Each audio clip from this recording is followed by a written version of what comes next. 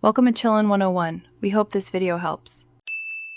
You start by confirming you're signed into the Apple ID that billed the subscription. On an iPhone, go to Settings, tap your name, then Subscriptions to view active items.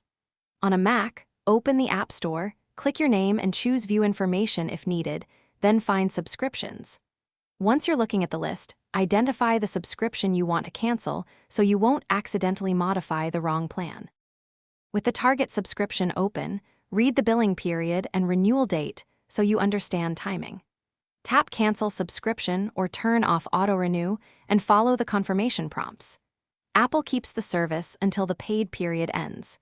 If you see choices about downgrading or switching plans, decide now because changes can take effect immediately or at renewal. Make sure to check family sharing and multiple Apple ID so you don't leave a linked account still paying.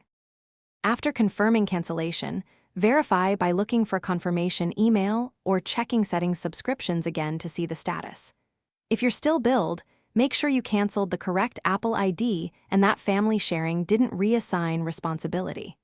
If the subscription shows active despite canceling, sign out and back in, or restart the device to refresh status. If problems persist, contact Apple support with your receipt and account info so they can investigate and process a refund if appropriate. Thanks for watching. Consider subscribing if we helped you.